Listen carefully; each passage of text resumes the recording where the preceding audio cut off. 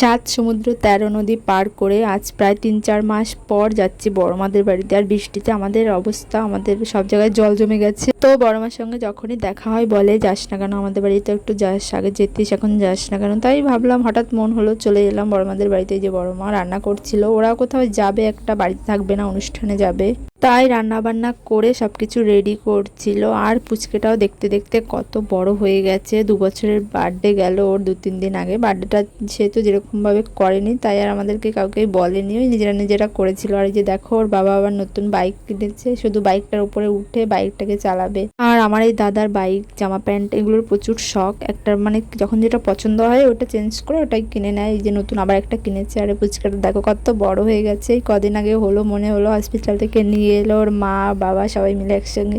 আর আজকে দেখো কতটা বড় হয়ে গেছে। আর ক্যামেরা দেখলে তো কি হাসি। তো সবাই সবার কাজ বাজ করছিল, আর আমাকে বললো তুই একটু ওকে দেখ। তো ওর দাদু জাম খেতে দিয়েছিল, তো খাচ্ছে না, আঙুলে চটকাচ্ছে। আমি খেয়েছিলাম দুটো একটা। আমার জামটা অতটা একটা ভালো লাগে না। আর বড় মা যে বললাম কোথায় যাবে, সব কিছু গুছিয়ে রান্নাবান্না করে স্নান টান করে পুজো টুজো দিয়ে নিলাম। আমি আর কি করবো, কতক্ষণ বসে টসে চলে এলাম বাড়িতে। একটু গল্প টল্প করবো, তারও আর সময় হয়নি, কারণ সবার খুব তাড়া ছিল।